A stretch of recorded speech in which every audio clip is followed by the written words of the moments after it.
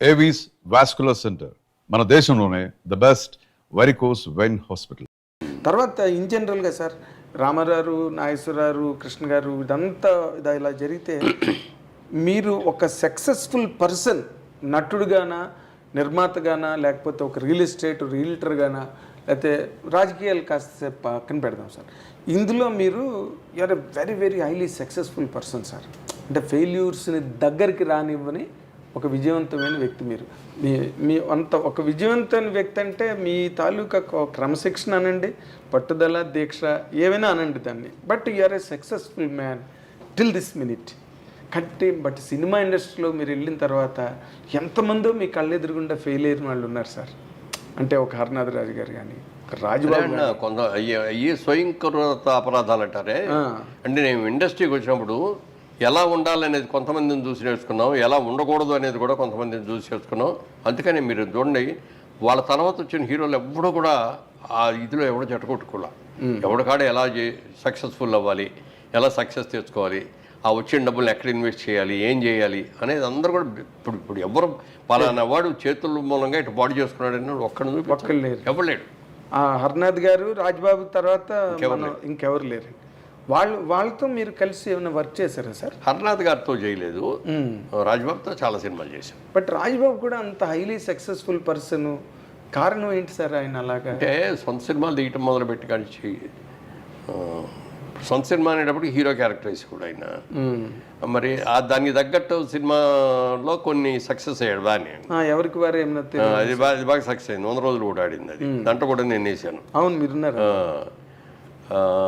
అదే ఇప్పుడు చలంగారు కూడా కొన్నాళ్ళు సక్సెస్ఫుల్ చేశాడు, ఆయన కూడా హీరోగా. అవునండి, ఆ టైపు పద్మనాభం గారు. పద్మనాభం అదే అంట. ఇప్పుడు ఆ లిమిట్ దాటేసే పెద్ద పెద్ద డైలాగులు రామారావు రాజేశ్వరరావులా చెప్తాను నేను, అట్లాంటి క్యారెక్టర్ చేస్తారంటే ఎట్లా నప్పదు. వాళ్ళు ఏ క్యారెక్టర్లు చేస్తున్నారో ఆ క్యారెక్టర్లు. ఇప్పుడు కాంతారావు గారు కూడా ఫర్ దట్ మ్యాటర్ ఆయన కూడా అంతే కదా. కాంతారావు అన్ని సినిమాలు హీరో చేసి కూడా ప్రొడ్యూసర్గా తీసి దెబ్బతినే ఆయన లాస్ట్లోకి వచ్చినప్పుడు డబ్బులు లేకుండా అయిపోయింది. అవును, ఎవరో రజనీకాంత్ డబ్బులు పంపించారు. ఇప్పుడు సినిమా సక్సెస్ అవుద్దా లేదా అనేది మన చేతుల్లో లేదండి. అవును, కాబట్టి ఏంటంటే మన కెపాసిటీ ఏంటి, మనం ఎంతవరకు ఖర్చు పెట్టవచ్చు, ఎంతవరకు దీని మీద రిస్క్ చేయొచ్చు అనేది చూసుకునేవాళ్ళం. అందులో నాకు మా బ్రదర్ కిషోర్ ఆడిటింగ్లో బాగా ఎక్స్పర్ట్, బ్రహ్మాండ కంపెనీలో చదువుకున్నాడు. అందుకని ఎప్పటికప్పుడు ఇది 4 జిల్లాలు బేరాలు వచ్చినాయి, అమ్మేసేద్దాం అనేవాడు. ఎందుకు సినిమా చాలా బాగా వచ్చింది, ఏం అక్కర్లేదు అనేవాడు నేను. ముందు మనం సేఫ్ అవ్వాలి అనేవాడు. ఆ సేఫ్ అవడానికి ఏమేమి కావాలో ఎన్ని చేసేవాడు. తర్వాత సినిమా మనం అనుకున్నంత సక్సెస్ అవుతా లేదనేది వేరే చెప్పలేం కదా, చెప్పలేము. అందుకని ముందు సేఫ్ అయిపోవాలి అనేది తమ్ముడికి ఉండేది. అయితే మీ సక్సెస్లో ఎక్కువ భాగం కిషోర్ గారికి ఇవ్వాలి. డిఫరెంట్గా ప్రొడక్షన్ సైడ్గా ఎక్కడ ₹1 వేస్ట్ అనేది లేకుండా చేసేవాడు ప్రొడక్షన్.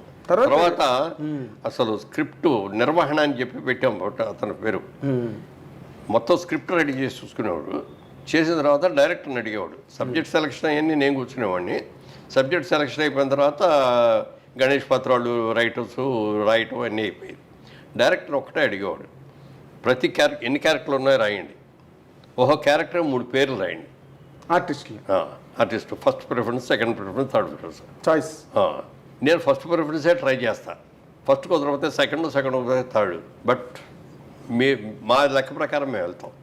యాజ్ అ బిజినెస్ మ్యాన్గా కూడా దృష్టిలో పెట్టుకొని ఇంత రెమ్యూనరేషన్ ఈ క్యారెక్టర్కి అనవసరం అని అనుకుంటే వేరే క్యారెక్టర్కి వెళ్ళిపోతామని అట్లా క్యాల్కులేట్ చేసాం, అలా లెక్కలు వేసుకొని చేసాం.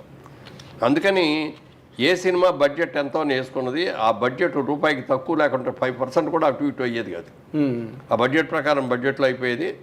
ఇది ఈ సినిమా మొదలుపెట్టిన తర్వాత 100 రోజు సినిమా రిలీజ్ చేద్దామని అనుకుంటే ఆ 100 రోజు చేసాం పర్ఫెక్ట్గా. ఈ అన్నిటికీ అందుకే కొంచెం కిషోర్ గారికి చెడ్డ పేరు ఉంది సార్ ఇండస్ట్రీలో, అదే దుర్మార్కెట్ అని.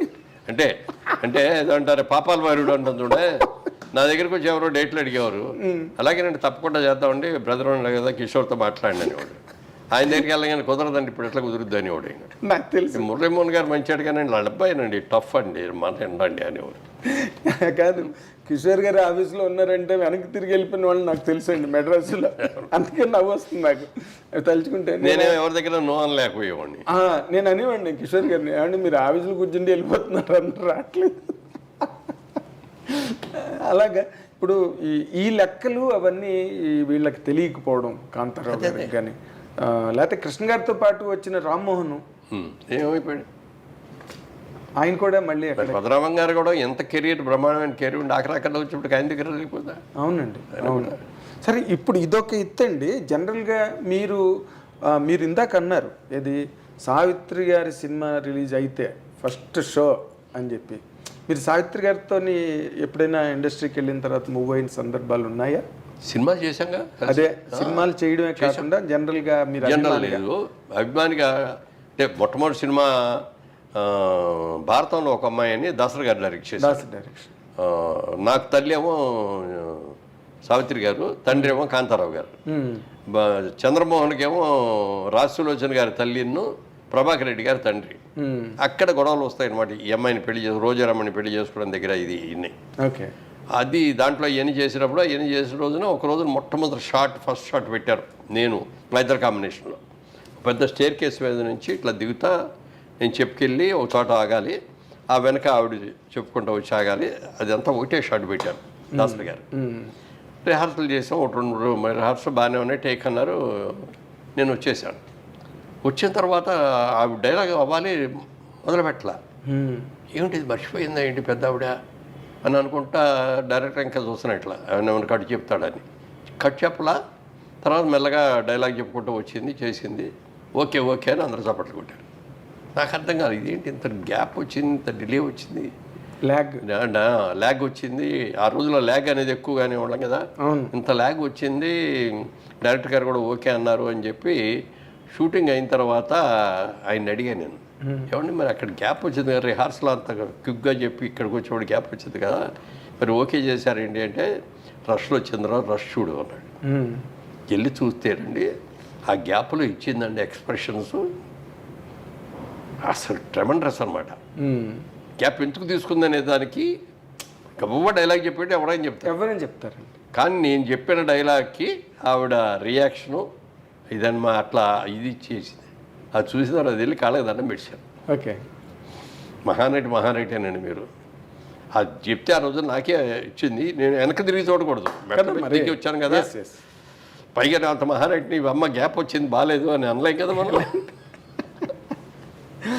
ఆవిడ అప్పట్లో ఆ టైంకి అసలు సావిత్రి గారి షూటింగ్కి వస్తేనే చాలు, సెట్కి వస్తేనే చాలు, ఎందుకంటే ఆవిడ అప్పటికే డిజాస్టర్లోకి వెళ్ళిపోయారు. సూర్యన్ బాబు సినిమా తీశాడు,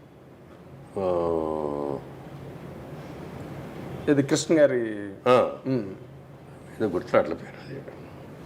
ఆ సినిమాకి సావిత్రి గారి తల్లి, గుమ్మడి గారి తండ్రి, నేను చిన్న కొడుకుని, కొంచెం అల్లరిచిల్లరగా తిరిగే టైప్ అనమాట. ఒకటే షాట్ పెట్టాడు రాజాచంద్ర. కెమెరా టాప్ యాంగిల్లో పెట్టేసి నైట్ సీను మొత్తం లైటింగ్ హీటింగ్ అంతా చేసి ఆవిడ నన్ను వచ్చి తిట్టి కొట్టడం అనమాట. షాట్ అందరూ కొట్టారు, అందరూ అయిపోయింది, చేశారు, బ్రహ్మాండంగా వచ్చేసింది, అందరూ చప్పట్లు కొట్టారు, అయిపోయింది. అంతా అయిపోయిన తర్వాత నాకు ఏదో లోపల మండుతున్నట్టుగా ఉంది, ఇవన్నీ ఊదుకుంటున్నా.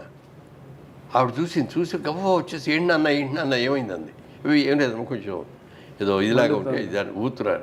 కానీ గుండెలు తీసి చూస్తే ఆవిడ లాగి ఇట్లా కొట్టి చేయటంలో ఈ గోల్డ్ని ఇట్లా గీసుకొని బ్లడ్ వస్తాను.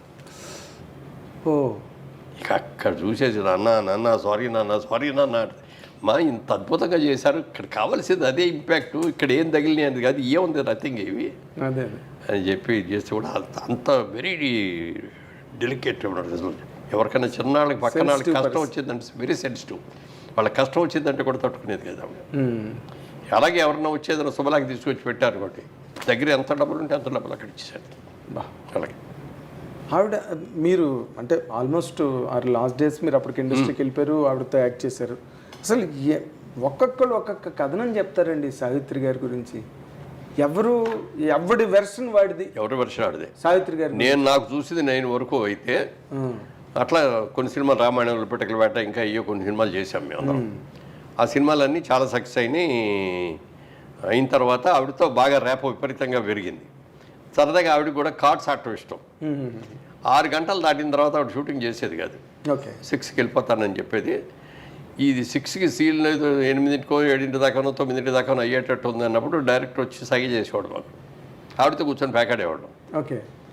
ఆయన సైగ చేసేవాళ్ళు, సైగ చేసేస్తే ఇక మేము ఆట అయినా కూడా తిప్పేవాళ్ళం కాదు, కార్డు తీసేసి పడేసేసి ఆవిడ షో తిప్పేది. అబ్బా బలి పోయిందండి, ఇంకొక ముక్క వస్తే మాకు అయిపోయేదండి అనేవాళ్ళమే తప్ప అంటే ఇక అవి పుచ్చుకోగానే అదొక సరదా దాంట్లో ఇన్వాల్వ్ అయిపోయి ఏ టైం ఎంత అయిందనే చూసుకునేది కాదు. అంతా అయిపోయిన తర్వాత ప్యాకపోయి ఏంటయ్యా 9 అయిపోయింది, నేను 6ంటికి వెళ్ళిపోతాను, ఇప్పుడు దాకా చేశారేంటి అనేవాడు అనమాట. అట్లా చాలా బట్ అలాగా చిన్నపిల్లల మనస్తత్వం లాగా ఉండేది అనమాట. ఓ రోజున ఇట్లాగే మీ అందరం వెయిట్ చేస్తాం, దాంట్లో రామాయణంలో పిటకల వేట ఎంఐ దీపరాల, అప్పుడు దీప బాగా క్రేజ్ అనమాట, విపరీతం బిజీగా ఉండేది, అన్ని లాంగ్వేజ్లో చేస్తూ ఉండేది. ఎక్కడో షూటింగ్లో లేట్ అయిపోయింది, 9ంటికి రావాల్సిన అమ్మాయి 12ంటికి వచ్చింది. వచ్చేసి గబా మేకప్ రూమ్లో డ్రెస్ వేసుకొని రాకుండా సారీ డైరెక్టర్ గారు అంటే డైరెక్టర్ గారి దగ్గరికి వెళ్తాం కదా, వెళ్ళి ఏదో చెప్తాను పిలిచింది కూడా. ఏమనుకుంటున్నావు నువ్వు అక్కడ ఆలస్యం చేసిందని ఆలస్యం అయింది, ఎందుకు అయింది అనేది వేరే విషయం. నువ్వు రాగానే మేకప్ తీసుకొని డ్రెస్ చేసుకొని వచ్చి షార్ట్ చేస్తావా అని మీకోసం మేము వెయిట్ చేయాలా ఇక్కడ ఇంత ఇది, నీకు ఆ మాత్రం కామన్ సెన్స్ లేదా అని చెప్పి లెఫ్ట్ అండ్ రైట్ చెప్పి అమ్మాయి బడబడబడి వెయిట్ చేసింది. అప్పుడు అందనమాట, నేను నీ మీద కోపంతో అనలేదు, మనం చాలా సిన్సియర్గా ఉండాలి, ఎంతమంది ఆర్టిస్టులు వెయిట్ చేస్తున్నారు, నేను 12ంటికే వస్తానండి, రేపు నాకు కుదరదండి అని నువ్వు చెప్పావు అనుకో, ఆయన వేరే ఇంకో సీన్ పెట్టుకునేవాడు, వేరే సీన్ తీసుకునేవాడు, ఎంత లాస్ వచ్చింది అతనికి.